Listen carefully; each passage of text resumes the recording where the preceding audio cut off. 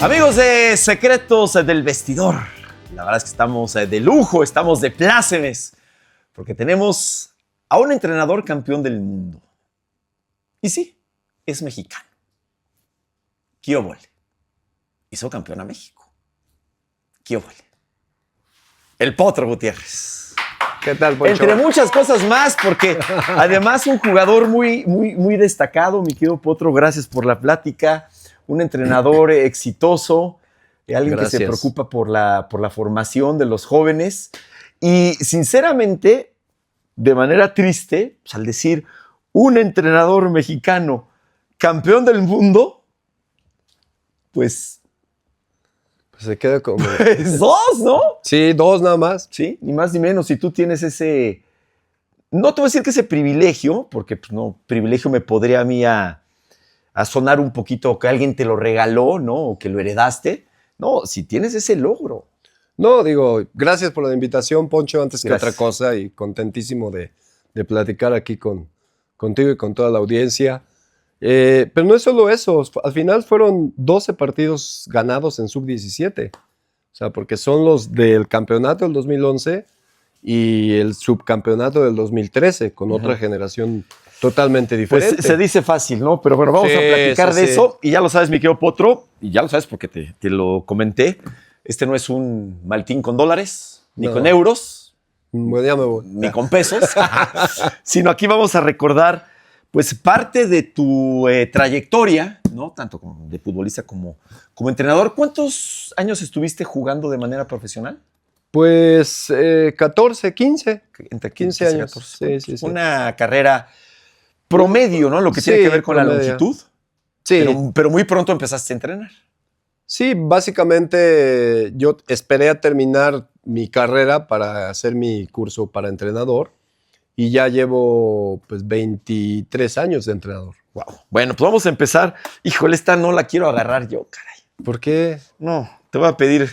Es que no me va a salar mi existencia. No, a ver, agárrala hombre, tú, por no, favor. hombre. No, Se te va- sácate, ¿qué? Se te va a contagiar el ADN. No, Dios mío. Ay. El ADN se te va a contagiar. Toma. No, ay. No, con mucho respeto. A ver, mira nada más. Qué feo Mira, te veías, nada más. No, hombre, mira. Hace tanto pelo de esa foto. No, bueno, ya no tienes la No, coleta. ya tengo como... Ahora sí que como los Ya toreros. tengo como medio estadio. Sí, ya. Ajá, Se me está. fue la gente del estadio. Oye, mi querido Potro, a ver, el América, ¿qué Claro. significa para ti? ¿Cómo fue tu etapa en ese equipo? Fue fantástica. O sea, es uno de los dos equipos más representativos de México. Y el haber estado en esa institución, pues simplemente te proyecta esa institución si entregas lo que tienes que entregar, que es ese profesionalismo, es ese trabajo diario, el entender en qué club estás, ¿no? Porque al principio no lo entiendes. O sea, cuando yo llego, el Gallo García, el portero, El arquero. el arquero, me decía, no, Potro, dice, es que aquí es otra cosa, ¿no? Y por dentro yo decía, pues está bien, pues que juegan con Pues pelotas sí, cuadradas. ¿es otro deporte o qué? Ajá, o sea, porque no lo entiendes de esa manera. Y lo entiendes hasta que básicamente juegas tu primer clásico. Empiezas a ver la manera en que esta playera impacta en la gente, o sea, todo lo que se vive alrededor, tanto en el club hacia el interior como hacia el exterior, y es algo increíble.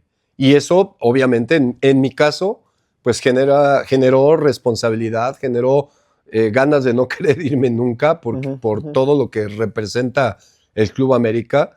Yo venía de Atlante, evidentemente, un equipo del pueblo, un equipo que trabajabas bastante y las circunstancias... Triunfador, claro, en aquel sí, entonces, sí, sí. oye. Te digo, más allá de las historias, ¿no? Entonces llegas a uno de los equipos, de un equipo de alta tradición, como el Atlante, a un equipo históricamente grande. Pero hablando de la América, entonces no es un asunto nada más de que pagaban o pagan mejor. No, o sea, Tiene que ver, ¿no? Obviamente. Es parte de, por supuesto. O sea, Dices el clásico. Sí, en sí, realidad sí, el es... clásico es un partido distinto para el club. Los clásicos, de hecho. Ajá. Entonces, pero te digo, la manera en que se va viviendo, ¿no? Entonces, tú cuando llegas a ese club atiendes a tu profesionalismo, atiendes a querer demostrar por qué estás en ese club y la verdad es que muy contento con toda la gente, con todos mis entrenadores, que tuve demasiados ahí, diría yo. Sí. Sí, tuvimos... ¿Quién fue el que más te marcó ahí en el... Pues es que hay varios entrenadores, ¿no? Yo creo que Leo Benhacker, que es con el que yo llego en el año 94, ese equipo que... Con este uniforme, básicamente, ¿no? Que volaba, ¿no? La verdad es que era un gran equipo. Era un equipo con muy vertical. Con Villique Calusha, ¿no? Sí. Bueno, llama mucho la atención. Jugábamos ahí un 4-3-3 muy disfrazado donde nos quedamos defendiendo dos. Ajá. Pero valía la pena, ¿no? Pues metíamos de a 5. ¿Es gracias a Benhacker que te vas a la América? Sí, porque al final, cuando termina el Mundial, que yo juego el Mundial del 94, en ese lapso hicimos un campamento ahí en el Club América, en Acoxpa. Sí. Y una persona se me acercó y me dijo, oiga, mire, hemos analizado que a lo mejor usted puede estar aquí y nos gustaría que pudiera estar con nosotros, ¿no? En ese tiempo, Panchito Hernández era, que en paz descanse, era así como que el mandamás, ¿no? Entonces tú decías, ¿y tú quién eres, no? O sea, como para decirme que sí quiero venir a este club. ¿Fue Panchito el que se te acercó? No, no. Por eso mi duda, ¿no? Eso fue lo que pensé. Dije, pues, ¿tú quién eres, no? Si yo sé que Panchito es el mandamás. Y resulta que este personaje es Giuseppe Rubolota, que era el tipo que promovió la llegada de Leo Benhacker y todo eso. Le digo, mira, hablemos cuando termine el Mundial, va a haber un draft, y si ustedes están interesados, yo estoy de acuerdo. Y así fue. Benhacker, ¿quién más te recuerdas con mucho cariño? Y como entrenador, vaya. Te digo, hay entrenadores que pasaron ahí que de alguna manera, pues, marcan, ¿no? O sea, está Leo, está Bielsa, ¿no? Está Solari. Qué nombres, ¿no? Sí, está Basile, que fue el último que tuve ahí por el 2002. El maestro Reynoso, ¿no? Entonces, te digo, creo que hay muchos entrenadores que te van dejando algo, ¿no? ¿Identificas uno al que hayas aprendido más? ¿O no? De todos aprendes. Sí. Bueno, si tuvieras que digamos que contratar a uno de esos entrenadores que tú mencionaste, de los que estuvieron contigo en el América. Ay, depende obviamente del tipo de plantel que tengas. Qué complicado por el que tendría que ser el equipo. Para un equipo como América, pues cualquiera de ellos lo puedes contratar. Que lo de Benhacker fue el mismo La Volpe, que también lo tuve ahí en América, sí. ¿no? Aunque ya lo había tenido ahí en Atlante. Sí, por supuesto. O sea, yo tengo ahí mi concepto con respecto al entrenador, ¿no? Que el entrenador es un rompecabezas constante, ¿no? Y hay piezas más grandes que tienes que te impactan más en toda tu esencia. Hay otras medianas, hay otras que ni siquiera tomas en cuenta. Que Benhacker venía obviamente del Real Madrid, de selección de Holanda, ¿no? Pero bueno, ya había llamado mucho la atención por haber sido del Real Madrid. Claro, ¿no? Y te digo, creo que él instaura una manera de jugar muy vertical que no se veía mucho acá. Que sí, eso ¿no? es, y con un plantelazo. Y funciona. Sí, digo, llegaron Calusha, llega Villic, llegó Pagal, que casi no jugó, pero ahí estaba. Estaba Del Olmo, nosotros que veníamos del Mundial, ¿no? Sague, del Olmo, un servidor, el Negro Chávez. No, era un y te encuentras también con buenos jugadores. Creo que Johan Cruyff, que también en paz descanse, él hablaba de... Pues ya llegamos a esa edad, ¿verdad? La cual decimos, todos nuestros conocidos ya están allá. ¿Dónde fueron? Que en paz descanse, sí. Él tenía un concepto sobre un equipo grande que era un 30-30-30, 33% de buenos jugadores foráneos, 33% de buenos jugadores nacionales y 33% de buenos novatos. Mira. Y ese equipo cumplía con eso, ¿no? Teníamos buenos extranjeros, teníamos buena base mexicana y teníamos buenos novatos, ¿no? Empezaba Rodrigo Lara, Cuauhtémoc Blanco, ¿no? Germán Villa, que fueron los primeros 3 con los que nos empezamos a empapar con ellos. Entonces, bien. Benhacker, yo la impresión que tengo de que se va de manera abrupta, ¿no? De la América. Sí. A ver, tú dime, yo te voy a decir la versión que tengo. Que lo que pasa es que el señor Emilio Azcárraga, Milmo, lo cita para jugar golf. Sí. Eso es lo que sé yo. Y que Ben Hacker dice, no, pues, ¿por qué voy a jugar golf? No. Y que lo dejó plantado, vaya. O si no plantado, le dijo que no. Y que obviamente el señor Emilio Azcárraga, Sí. pues era un señor de un carácter pues muy fuerte, que ¿sabes qué? Pues vaya. Es verdad. Es una versión, o sea, es como esta versión ha ido como el teléfono descompuesto. Sí, sí, ¿no? sí, claro. Se ha ido cambiando conforme el tiempo. En ese momento, yo vivía muy cerca del club y se me olvidó mi cartera en el vestidor. Siempre hacen lo mismo. Igual que la otra vez que fuimos a comer, dijo, es que se me dio mi cartera. Se me olvidó la cartera. Entonces, yo regreso porque él tenía la costumbre de entrenar el día después del juego y te daba el descanso al siguiente. Uh-huh. Entonces, fui por la cartera y yo ya me había enterado de que Ben Hacker fuera, ¿no? Y de repente veo qué pasa. Y fui y le pregunté, oiga, ¿qué es cierto eso? ¿No? Y me dijo la versión parecida a la tuya. Dice, pues es que yo estaba allá en mi casa, en Cuernavaca. Y pues estaba yo ahí jugando golf y de repente me hablan y que quieren que esté yo acá. Y les dije que yo hasta el miércoles regresaba. Wow. Esa fue.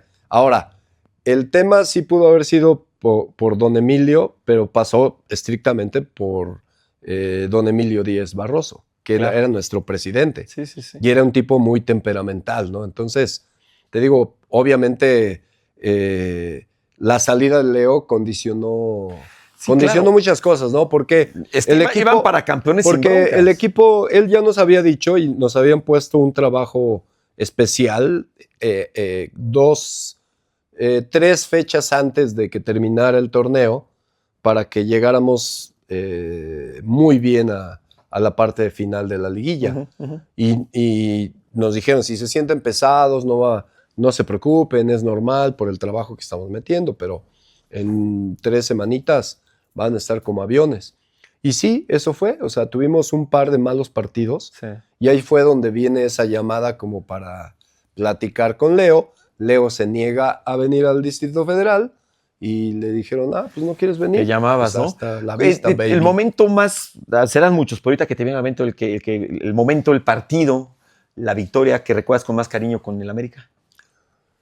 Y es que hay varios clásicos, ¿no? El primer clásico yo creo que ese que le fuimos a ganar a Guadalajara allá en el Jalisco es uno de los más importantes. Actualmente se dice que a los jugadores del América le importa más jugar contra Pumas o les puede más que contra Chivas. ¿Tú qué piensas?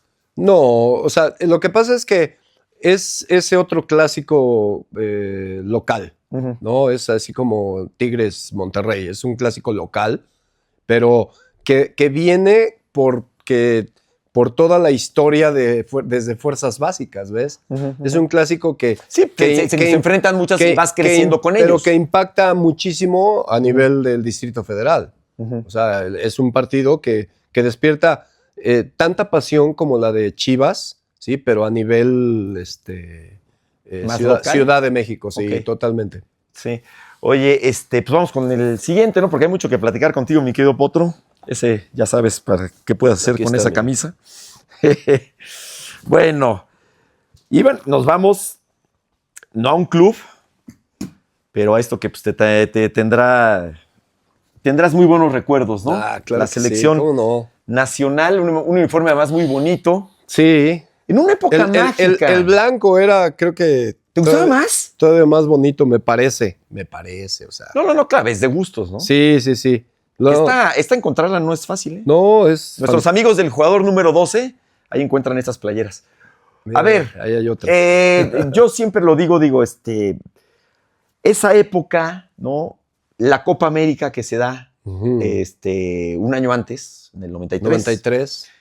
Ese mundial fue mágico, por muchas cosas, porque México venía de estar borrado, uh-huh. en el plano internacional a raíz de lo que pasó para la Copa del Mundo del 90. Claro. Se hace una grandísima Copa América, espectacular. Sí, no teníamos en el radar, vaya, sinceramente no teníamos en el radar que iba a pasar algo así. Llega Menotti, me recuerda un poquito la historia de Menotti con Ben Hacker, toda proporción guardada, porque igual Menotti, pues, creo que hace un cambio importante. y de repente, ¡pum!, se acabó Menotti. Ujú. Y creo que dejó huella, a ver, tú qué me quieres decir, la toma muy bien Miguel Mejía Barón.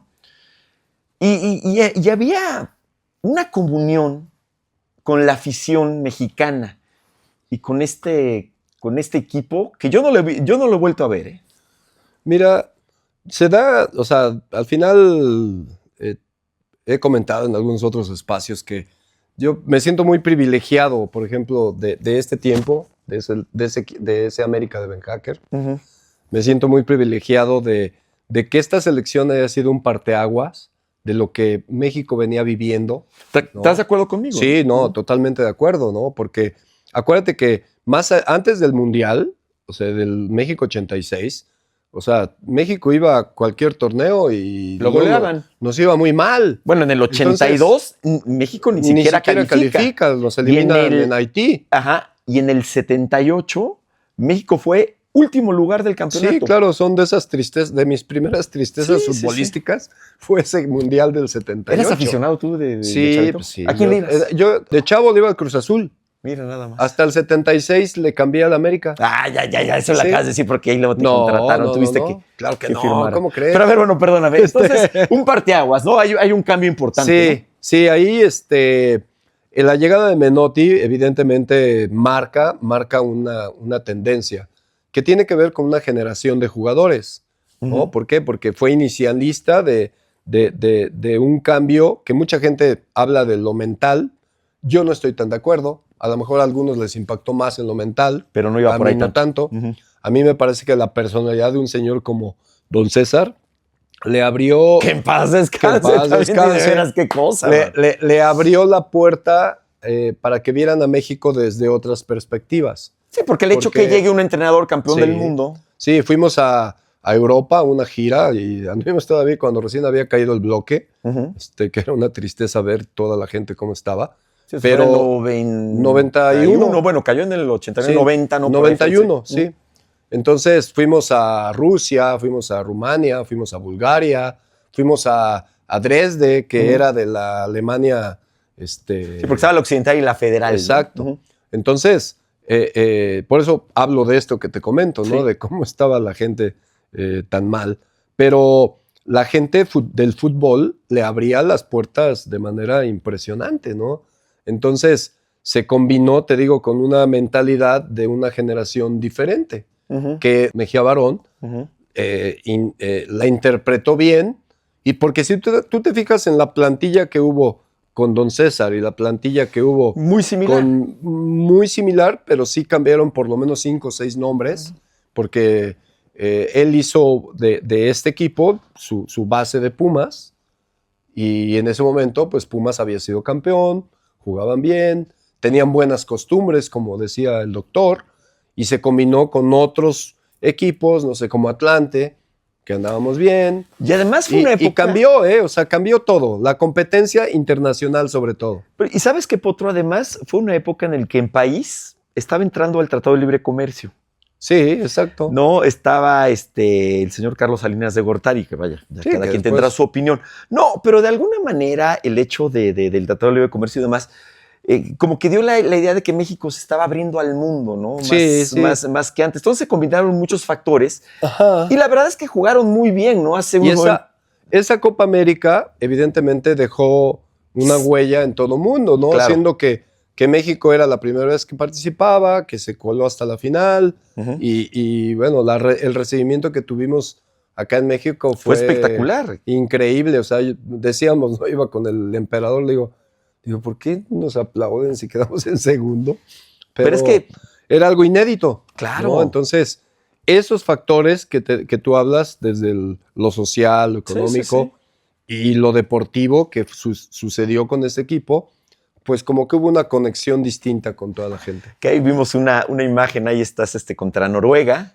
Ahí ¿no? está, mira. Sí. Yo más me acuerdo de ¿cómo se llama? La Torre Flo, ¿no? Sí, Torre Ande Flo, ¿no? Justin Flo, sí. Y todos estaban, pero al tío yo veía al pobre Campitos, ¿no? Que nada más brincaba saltando y apenas le llegaba. Y bendito donde marcaban en todas faltas. Muy simpático lo de Sague, ¿no? Que se rompe una portería y Sague ahí como que la regla ya agarra. Sí, ese fue contra Bulgaria. No, la partida fue contra Noruega, sí, Contra ¿no? Bulgaria. Fue contra Bulgaria. Ah, bueno, Sí, entonces sí, yo lo tengo mal. Tú Sí. sabes más. No, yo sé por qué lo tenía ahí esa con jugada Noruega. de Sague es la que falla de cabeza. ¿No te acuerdas que le hace como así, le pega y se va para levanta atrás? así. Esa Que se es la jugada de Sague. empieza con una derrota, Sí. 1-0, y luego se da lo de Irlanda, que se le gana 2-1, me parece. 2-1. Y luego 1-1 con Italia. Y luego lo de Y ya Bulgaria. llegamos lo de Bulgaria. A ver, ¿qué pasó ahí? Es ¿Qué que pasó? Era un equipo, mira. Bulgaria era un equipazo, ¿eh? Sí, claro. Nosotros te digo que habíamos jugado contra Bulgaria, ahí en Sofía. Ahí empatamos 1-1 con gol de Misael, yo tiré el centro, y gol de Stoico. Ni más ni menos. Exacto, y ya era un equipo que bastante complejo, ¿no? Cuando nos toca en el Mundial, pues obviamente todo mundo quería estar, se habla siempre de los cambios, que si entran, que no entran, y ni hablar. Después, yo creo que este equipo, o sea, todos los equipos después del Mundial del 86, hemos tenido un pero, ¿me entiendes? No sé cuál, pero siempre. Sí. A mí me parece que este equipo no tenía tanta experiencia internacional como hoy hay la posibilidad. Y llegó a jugar un mundial pues como de nueva generación, ¿me entiendes? Como protagonista, Sí. porque la verdad jugó muy bien. Yo de las cosas, me acuerdo muchas cosas en el mundial, pero yo me acuerdo, yo estaba viendo en la televisión, precisamente contra Noruega, ¿no? Y de repente pues veo que salen, ¿no? A la cancha. Y yo veo, güey, ¿quién es este jugador con un corte de pelo horrible? El Cadáver Valdés. El Cadáver, querido. Que eso, nos sorprendió a muchos. Digo, ahí la neta se me hace que, pues hay como... Mira, no sé. A veces yo creo que la gente es injusta con el Cadáver. No estoy diciendo que haya jugado mal, pero sí fue sorpresa que haya estado de titular. Eso sí fue sorpresa. Y ese tú le cortaste el pelo. ¿Qué onda, porque él había tenido esa temporada muy buena de goleador con el León. Entonces, creo que es como ahora en el Mundial. La gente debe de entender que hay 15 o 16 jugadores que van a jugar. No van a jugar más. O sea, porque así ha pasado históricamente. Hagan una encuesta de las plantillas de los 23 que van y los 6 o 5 que se quedan esperando siempre, porque así va a suceder. Entonces, en ese tiempo, Cadáver, pues nadie pensaba que iba a colarse de titular y apareció ahí por el lado derecho, ¿no? Oye, aquí la otra vez tuve el gusto de platicar con Félix Fernández. El portero. Y él me decía, ¿no? Que el cambio, no me dijo que debió de haber hecho Miguel, ¿no? Pero me comentó de que la posibilidad, quiero escuchar tu opinión, es que a Jorge Campos lo echara de delantero y Félix en la portería. Pues es que... contra Bulgaria, ¿eh? Contra Bulgaria, pues es que era una posibilidad también. O sea, Jorge, pues digo, de las cosas que tenía era esa dualidad, ¿no? Y era un buen delantero. Él empezó como delantero. Te puedo decir que cuando recién debuté en el Atlante, a mí me tocó marcarlo como delantero. Sí, claro. Cuando el Atlante jugaba en el Corregidora, en el 89, a mí me tocó marcarlo a Jorge de delantero. Y yo cuando lo vi dije, este es Jorge Campos. ¿Qué recuerdo tienes? Si te quedas con un momento del Mundial, obviamente todo fue mágico y maravilloso. Yo creo que el inicio, cuando estás ahí, yo escuchaba el otro día ahí a Alexis Vega diciendo que estás ahí, no sabes si reír o llorar. Y es cierto, o sea, es una emoción indescriptible que a mí sí me dieron ganas de llorar, pero aguanté como los machos, hijos. Sí. ¿Por ¿Cómo qué? ves? A ver, porque de repente ahorita que comentas eso, yo me acuerdo muy bien, por ejemplo, los seleccionados brasileños en su Copa del Mundo, ¿no? David Luiz y demás, que cuando ponían el himno brasileño lloraban. Ajá. O sea, ¿cómo ves eso? Es que yo creo que es ya de cada jugador. Okay. No lo ves mal. No es una postura. Okay. No, porque al final, digo, somos o fuimos jugadores y tienes una estabilidad emocional, pero eso no quiere decir que esa emoción no te pueda rebasar. Te digo, yo unas ganas de llorar en esa foto inicial, cuando estás en el himno, la cámara te pasa, o sea, un sentimiento, porque para mí era más que un sueño, un objetivo cumplido, ¿ves? O sea, yo desde que ingresé al fútbol ya profesional, siempre mis objetivos era ser titular en un equipo estar en un gran equipo y ser seleccionado nacional, ¿no? Claro, lo cumpliste. Entonces, esa parte para mí fue como... Yo siempre digo que es como un tipo de graduación para un jugador estar en un mundial y sobre todo jugarlo. Claro. Después de Bulgaria, cuando se termina perdiendo en penales, ¿recuerdas ese momento cómo? Sí, o sea, triste porque se sentía que porque sí se podía, ¿no? yo quería entrar, o sea, yo decía, bueno, pues métame aunque sea a correr, güey, ¿no? O sea, sí, claro. Al final, con tus características y lo que sea, y no se dio. Después, pues la serie de penales, se puede criticar muchas cosas, ¿no? Pero es un momento complicado y la gente que decidió tirar, pues qué bueno, ¿no? Yo lo único que diría es, no cambies, ¿no? Pero ahora sí que con el periódico del lunes, como se dice, o sea... No, y de hecho Beto García es lo que dice, ya, ¿no? ya había metido un penal, sí, o sea... Y que lo intentó cambiar. Exacto. Y que justo cuando iba ya rumbo al balón, palabras de Beto. Sí, claro. Que cambió y que... Ese es el punto, ¿no? Entonces, sí, claro. Esas al final son experiencias que a ti te sirven como jugador y ahora como entrenador también, ¿no? O sea, esa parte de la recomendación, la preparación de cuando vas caminando de la mitad de la cancha, qué tienes que hacer cuando llegas y cuando te preparas. O sea, es un método también, ¿eh? ¿Como futbolista fue lo más bonito que viviste en la Copa del Mundo del 94? Es que está la Copa América del 93, sí, ¿no? Pero es que un mundial... Claro, un mundial es diferente. Sí. Okay. Sin duda que... Además era, bueno, no sé, y con todo respeto, porque yo pues, no creo que tenga amigos Hugo Sánchez, pero yo la llevo bien con él, porque es una persona que yo no creo que tenga amigos, y lo digo en serio. Pero era buen grupo. No, es que Hugo Sánchez es un tipo muy difícil. Es, ¿no? Que, mira... O sea, y a Hugo no me lo imagino mucho haciendo vestidor. Más que un buen grupo, creo que eran tipos muy profesionales, éramos tipos muy profesionales, muy respetuosos de la idea del entrenador, porque éramos nos mentábamos la madre entre todos. El mismo Hugo le decíamos y Hugo, dentro de sus cosas, siempre respetó también esa rebelión que había de ciertos jugadores que no nos quedábamos callados. Pero a la hora del partido era la idea del entrenador y era lo que ejecutábamos. Como tiene que ser, ¿no? Así debe de ser. Tiene que ver obviamente con la selección nacional, pero lo comentaba, ¿no? Al arranque de este programa, pues campeón del mundo, ¿no? Ah, mira, qué bonito. Campeón del mundo. A ver, Potro, ¿cómo demonios se logra que México quede campeón del mundo? No hay que hacer muchas preguntas a la vez, ¿no? Pero bueno, ¿por qué demonios pensamos que nunca vamos a ser campeones del mundo? O se piensa en la categoría mayor. ¿Cómo lograste que México quedara campeón del mundo?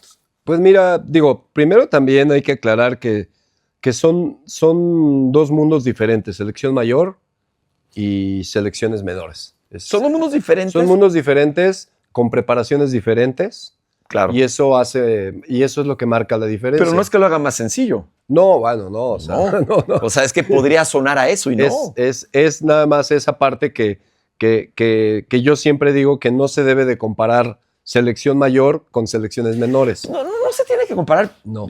Pero a ver, pero te digo una cosa, pero a final de cuentas, o sea, es fútbol. No, sí, ya sé que es fútbol. Y quedar campeón del mundo, o sea, a ver, ¿no es que sea más sencillo ser campeón en inferiores?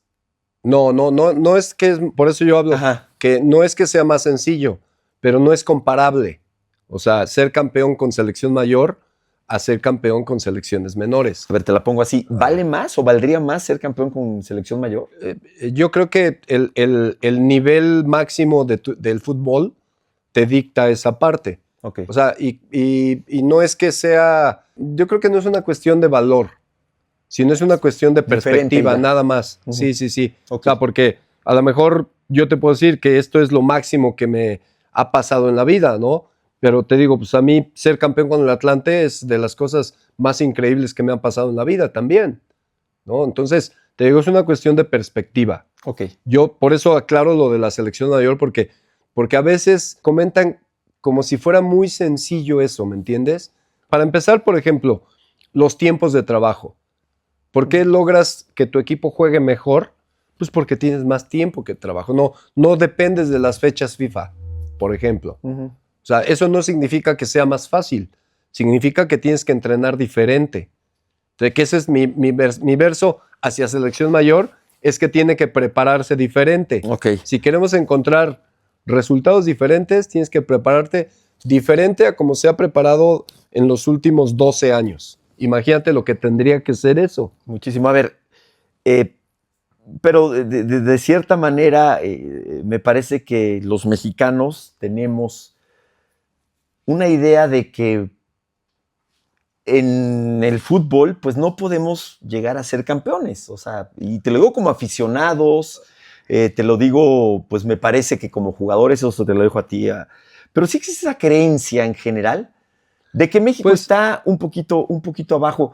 ¿Cómo decían los chavos que pues es que lo pueden hacer? Digo, al final acuérdate que las falsas creencias a veces hacen realidades verdaderas, Uh-huh. ¿no? Si tú crees que vas a fallarla, la vas a fallar, ¿eh? Claro. Si crees que la vas a meter, seguro, ¿eh? O sea, esa es una cuestión psicológica que mucha gente se ha ido empapando de ello, y hay mucha gente que no la conoce o no quiere darse cuenta de esa parte. Si tú me dices, ¿cuáles fueron los secretos para ser campeón? Primero es la preparación, Uh-huh. pero la preparación tiene detalles. Y hay gente que da por hecho esos detalles, cuando en mi experiencia son detalles, por ejemplo, de tener la pelota, de hacer un buen control, ¿no? Hablábamos hace rato, ¿no? De el control que hace Cowell en el segundo gol que o sea, se la deja ahí a Charlie, Charlie se la da de primera a Jeremy, Uh-huh. Jeremy hace un control fantástico que nada más gira y la mete. La diferencia de un control, ¿cómo cambia un partido? Bueno, eso se aplica perfectamente a los jugadores, más en los jugadores jóvenes, porque son muchachos que están en un proceso de desarrollo, que sabes que van a fallarla, que esa es la parte que tienes que tener clara, pero los preparas para lo contrario, ¿no? Mucha gente o muchos entrenadores asumen que la mentalidad empezó en los 2000, ¿no?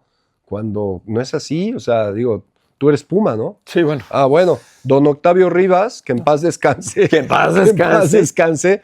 Fue de los que promovió. Fue un innovador, ¿no? La psicología, en la psicología deportiva, claro, Sí, claro. O sea, y Pumas fue de los primeros equipos que tuvieron su psicólogo deportivo. Entonces, te digo, eso empezó en el año 70 y tantos. Entonces, ¿qué es sí una realidad? Que puedes tener la mentalidad de Michael Phelps, pero si no estás bien preparado físicamente, si no estás bien preparado técnicamente y si no estás bien preparado tácticamente, no te va a alcanzar. Pero con todas esas características, si no estás bien preparado emocionalmente, La parte psicológica. o sea, es importantísimo. Son las 4. No, mira, y a final de cuentas, México es un país en general con muchas carencias. Es un país que a final de cuentas fue conquistado, ¿no? Uh-huh. Es un país con un clasismo terrible, ¿no? Sí. Con una falta de oportunidades. Y yo sí creo, y lo digo, pues me lamento, ¿no? que de alguna manera sí tenemos, pues, una manera de ser agachada. Y se demuestran muchas cosas. Sinceramente, creo que esa parte de decir podemos ser los mejores, pues no se ha dado muchas veces, Potro. No, digo, al final la idiosincrasia de Claro. un país dicta muchas cosas, ¿no? Pero así como hay en una idiosincrasia también hay diferentes factores y hay diferentes grupos que quieren cambios, ¿no? Y creo que el deporte es el mejor reflejo de ese posible cambio.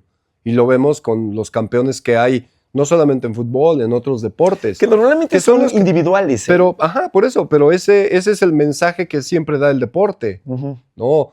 En un deporte tan popular como es el fútbol, pues obviamente el ser campeón del mundo habla de muchos factores que tienes que cambiar. Y es lo que te digo, al final la preparación que tuvieron estos equipos fue fantástica para eso. O sea, ¿cómo aprendes a competir contra equipos internacionales si juegas aquí en México nada más? O sea, Claro. entonces, cuando tú preparas... Este equipo que fue campeón en el 2011, le costó más trabajo jugar en México que jugar en cualquier otra parte del mundo. ¿Por qué? De ese tamaño era la preparación. Ok. Íbamos a Japón, ganábamos, íbamos a Sudamérica, ganábamos. El único equipo que siempre nos metió en líos fue Uruguay, con el que jugamos la final. La final. Siempre nos dio unas chingas ahí, que uno perdimos 7-4, otro perdimos 6-3. O sea, era un equipo fuertísimo. Y ya lo conocíamos nosotros. ¿En qué momento dices vamos a ser campeones del mundo? ¿Arrancando el torneo? ¿Ya cuando arranca el No, torneo? No, tiene un proceso. Estos torneos cortos vas mejorando. O sea, conforme vas mejorando, tú vas midiendo los alcances de tu equipo. Uh-huh. Porque, por ejemplo, nosotros hubiéramos estado muy felices de haber sido primer lugar de nuestro grupo, cosa que no pasaba desde nunca. Uh-huh. Entonces, le ganamos a Corea del Norte, le ganamos a Congo y le ganamos al campeón europeo, sí, ¿no? A Holanda. Uh-huh. Entonces podríamos estar contentos, ¿no? Y no, si nos toca Panamá del área. Dices, Sí. Bueno, pues Panamá, ni modo que no le ganes, ¿no? Uh-huh. Y nos viene Francia. Ese es el partido donde el equipo da el salto de calidad contra Francia. Por la forma, ¿eh? O sea, íbamos ganando 1-0, nos empatan, se viene un golazo de Fierro que se mete y la mete al ángulo.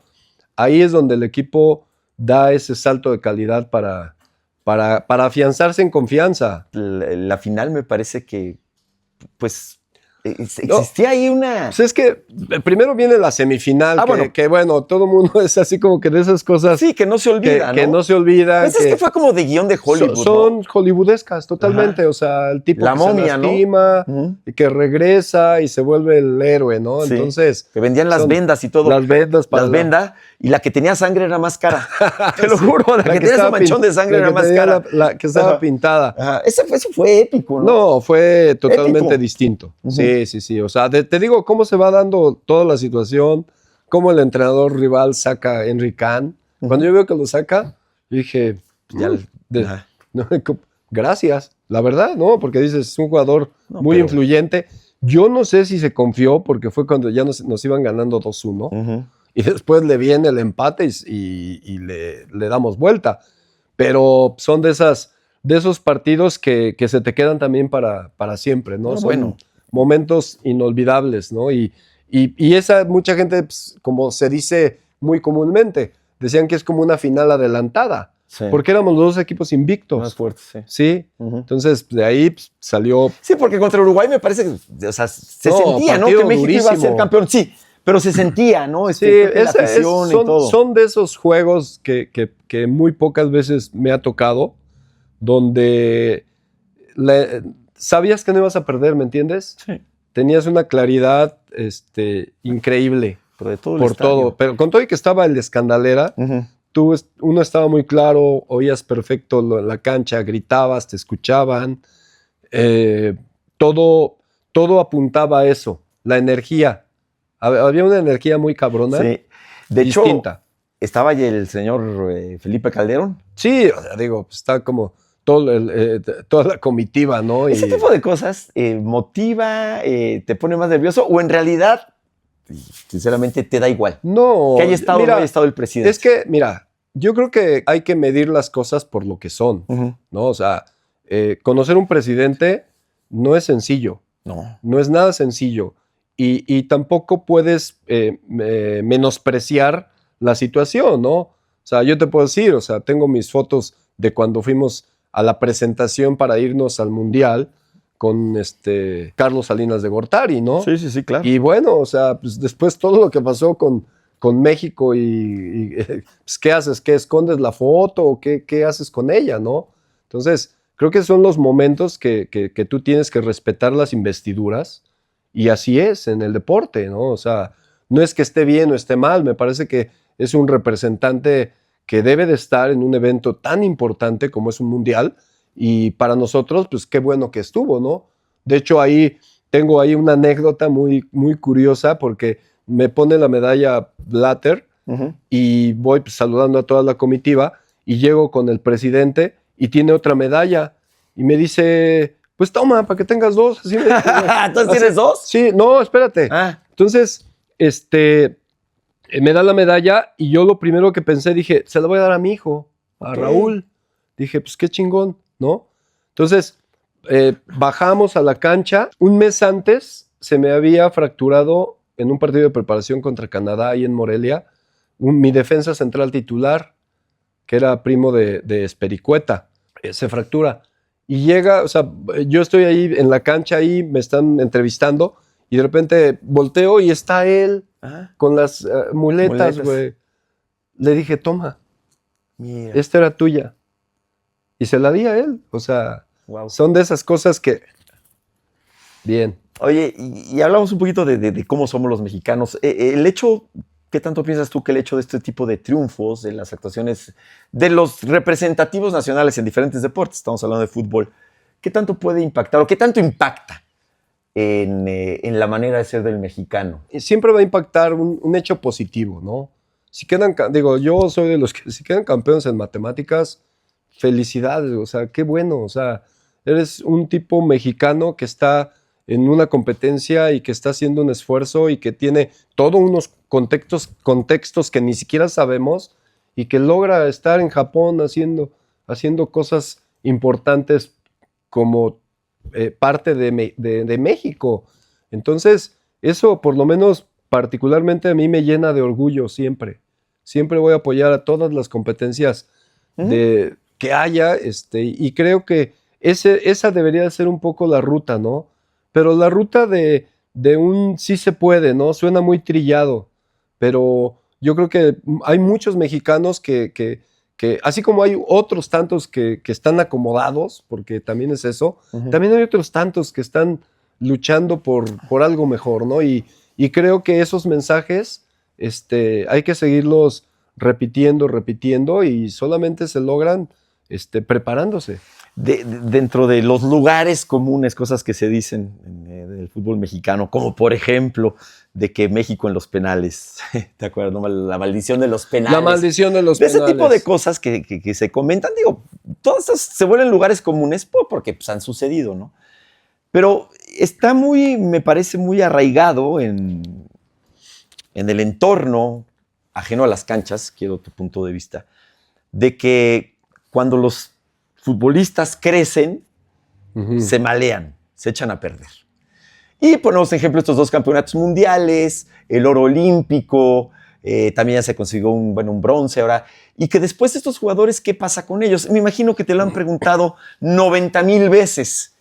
Pero ¿cuál sería la respuesta? ¿Qué pasó con esos campeones? Y obviamente es difícil porque habrá que ver caso por caso. Pero es una realidad, mi querido Potro, que me parece que se esperaban más logros deportivos de ellos. Sí, se esperaba otra ruta, ¿no? De ellos. Primero también aclarar a la gente que el proceso sub-17 son prototipos de jugador profesional. Ni siquiera estoy hablando de selección, estoy hablando de jugador profesional que pueda jugar en una de las divisiones que tiene México, no necesariamente en primera división. Hay diferentes factores para la sub-17 particularmente, pero el que manda de esos factores es la calidad. Es la calidad que tiene el jugador, es la resiliencia que hoy tanto se habla, el carácter que debe de demostrar para todo lo que se le viene como jugador. Entonces, ese es el primer, la base de todo, su calidad. Tan es así que vemos a Héctor Moreno que se está retirando apenas, ¿no? Apenas, claro. Entonces, calidad, nada más. Después, para un jugador sub-17 vienen factores desde la familia, el factor familiar es fundamental, viene en qué club está, también es fundamental, y los entrenadores.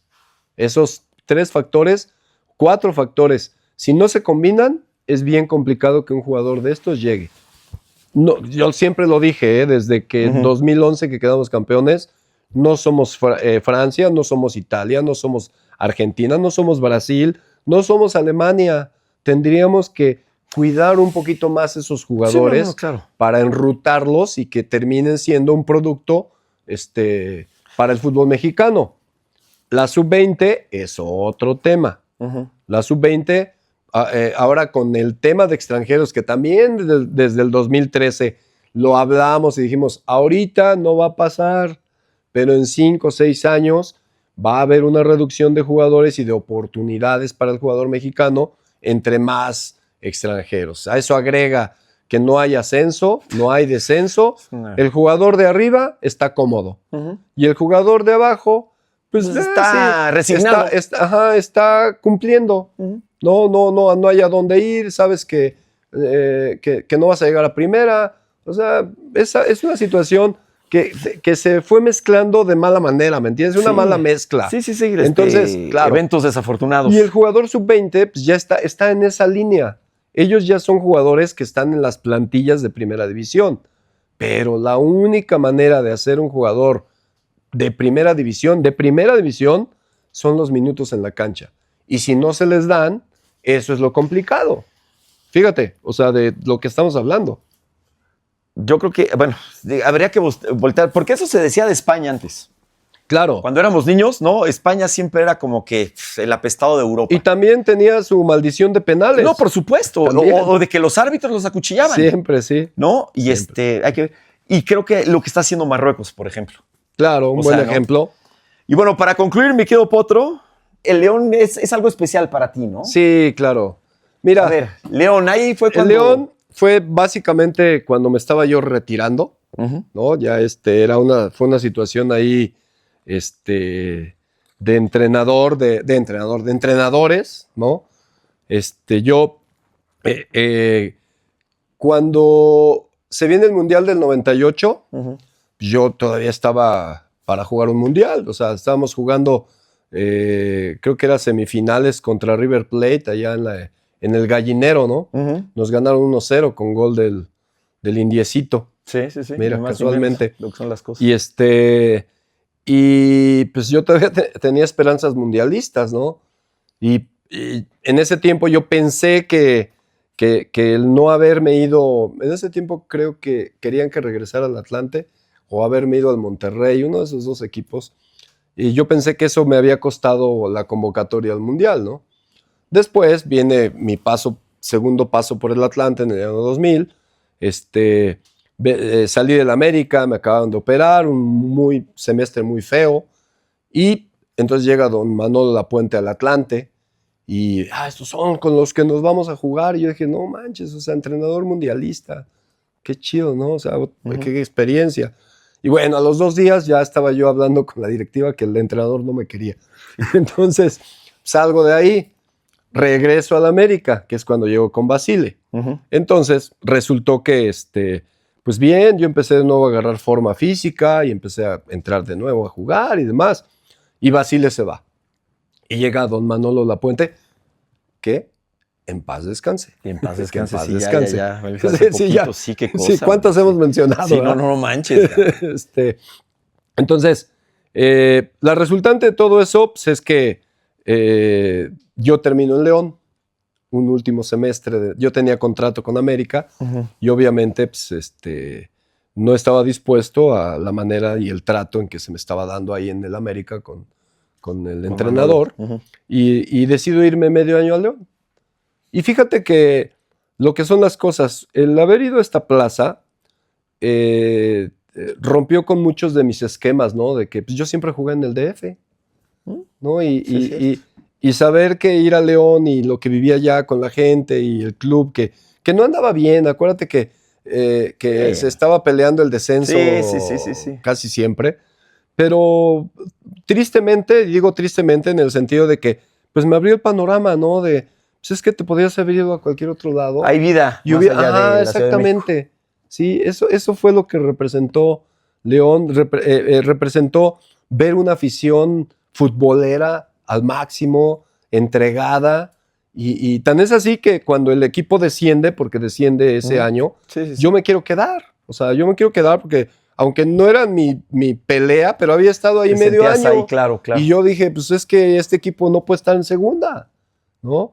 Y bueno, se dieron las cosas y ya no se dio mi posibilidad de estar ahí con León por circunstancias también de directivos, ¿no? Que fue cuando surgió todo el cambio Fue cuando la venta, ¿no? de que vendieron, Ajá, sí, llegó Carlos Ahumada. Sí, exactamente, que fue un relajo todo. ahí, sí, porque luego ahí involucraron unas cosas. Ahí metí gol también en León. En todos los equipos que jugué metí gol. Bueno. Y en todos intentaste centrar. Oye, mira. Pero a ver, ¿tú eres atlantista? O sea, a ver, vamos a ver, te lo voy a poner así. Vamos a suponer que yo hago otro. Soy atlantista, pero no a nivel de Félix Fernández, por ejemplo. Okay, sí, no, él es fanático. No tiene tatuado el... No, él es fanático. Félix, sí. No, pero a ver, si yo tuviera un museo del fútbol, por ejemplo. Es que iba a decir que si te van a enterrar, pero ya hemos hablado de muchos muertos. Pero bueno, ahí te va. En muchos años, cuando todos vamos a morir. Tendrían que ponerme estas 3 playeras. No. ¿Con cuál que te entierren? ¿Con cuál? No, con las 3. Yo así desde chavo. ¿Más que la de la Atlante? Sí, con las 3 playeras. Si pudieras revivir un partido de toda tu carrera, que dices, caramba, o sea, me encantaría despertarme y que hoy sea este partido, ¿cuál sería? Yo creo que el partido de Monterrey, donde ganamos la final. Ok. Sí. Las finales, siempre las finales. O sea, le ganamos también una final con el América al DC United, que en ese tiempo era como la Conca Champions. Ajá. También allá en Los Ángeles. O sea, las finales. Pero si tú me dices un partido, yo creo que sería esa final de Monterrey. Fue diferente. ¿Qué se puede hacer para que se le dé la importancia que tienen los entrenadores mexicanos? Vaya, porque es una realidad. Y ya están, ser ahorita entrenador mexicano juega en tu contra. En ese país. ¿Verdad? ¿Qué se tiene que hacer para que esto cambie aquí? ¿Por dónde va la cosa? ¿O qué vamos a hacer? No sé, ¿viste? ¿Qué hacer? No, hay que ahora yo más español. Tómatela. ¿No? ¿Qué pasa ahí? Digo, ya, no sé, mira. ¿Qué está pasando? Yo creo que son de esas tendencias que no son buenas para el fútbol, para un fútbol nacional. Pero nunca había estado así. No, nunca había estado así. Creo que también por momentos los que nos han representado en su momento no nos han hecho valer a todos los que no estamos, ¿ves? O sea, creemos, muchos como yo, creemos que somos muy buenos entrenadores, ¿no? No somos magos, como yo digo, yo soy bueno, no mago, pero la oportunidad nada más. Ahora, también la oportunidad es así chica, como al jugador joven. A veces ese jugador joven quieren que resuelva como si llevara 3 años, ¿no? Y no se le tiene tanta paciencia. Pero ese es un hecho histórico, Poncho. No, es que yo creo que... si tú es que es pasa de idiosincrasia del mexicano, claro, perdón, o sea, pero no puede ser que pese más la nacionalidad que porque la categoría. Te digo, creo que no puede ser. Creo que todo eso, pues digo, jugué 5 finales con selecciones menores, Sí. Hasta el preolímpico. O sea, todo el proceso olímpico jugamos finales y me parecía a mí que era una buena carta de presentación, ¿no? Entonces, ¿qué queda de esto? Porque al final yo no puedo contradecir lo que yo siempre les he dicho a todos mis entrenadores que he dado cursos o a todos mis jugadores. Como decía Einstein, hay que aprender el juego y después jugarlo mejor que nadie. O sea, no quejarte y pues obviamente no estás de acuerdo por la forma. ¿Por qué? Porque creemos que hay un espacio impresionante para que particularmente un servidor pueda ser entrenador, ¿no? Y dar resultados. Yo soy de los convencidos que en un año tu equipo, dependiendo del equipo, sí, claro, A, B o C, cualquiera de esos 3 equipos, dependiendo, pero si estás en un equipo B o C, en 3 temporadas cortas tienes que estar jugando una final. A ver, ahí ese es el reto. Y es un reto que yo me pongo, ¿entiendes? Sí, claro. ¿Y por qué lo hablo así? Pues porque en todos los lugares donde me han dado ese tiempo, el segundo torneo siempre estamos en finales. Y el tercer torneo siempre terminamos jugando la final. Muchas veces campeones, como me pasó en Honduras, quedé subcampeón, ¿no? Sí. Me ganó un Olimpia tetracampeón. Entonces, ese es el punto, ¿no? Y que es injusto, pues sí, ni hablar, pero es lo que hay. Y hay que pelear contra eso y hay que luchar contra eso, encontrar Y como hay por ahí un video muy bueno de iMexican, se los recomiendo, hay que crear las oportunidades. Sí. Yo creo que tiene que ver mucho con la mentalidad, lo que estamos diciendo, ¿no?